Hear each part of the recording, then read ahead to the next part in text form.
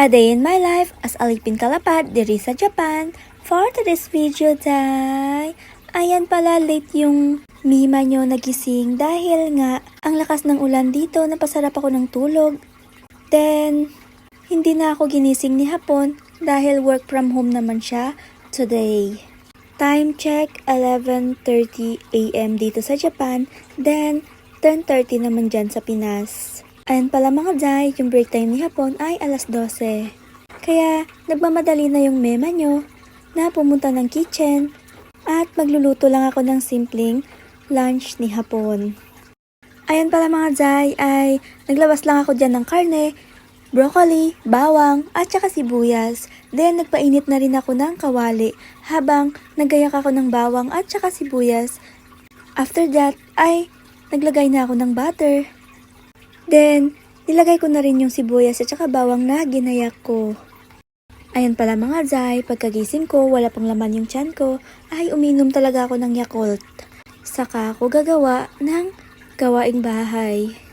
Or magluluto. Ayan pala, after ko ginayak-gayak na maliit yung karne, ay nilagay ko na.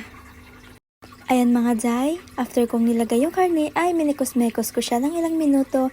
Then, naglagay ako ng magic sarap, Knorr cube na beef at saka paminta.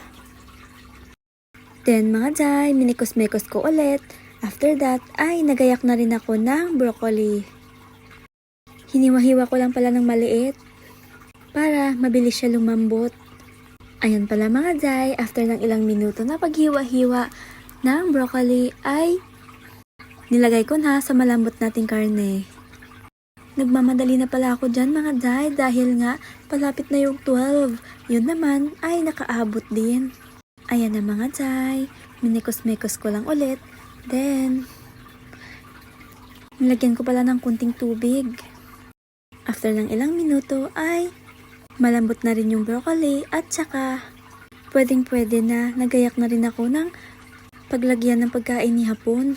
Meron palang kanin si Hapon at saka ketchup tsahan or fried rice na may ketchup.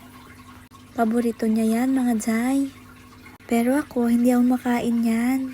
Yun pala, kagabi nagluto kami ng takoyaki ay may natira. Kaya ininit ko na lang. Then nilagyan ko si Hapon ng ilang peraso. Tapos ako na rin yung nagtimpla. After that, okay na to ay idadalhin ko na sa kanya sa second floor. Timing mga day. Bababa na sana si Hapon. Yun nga ay narinig niya yung pinto.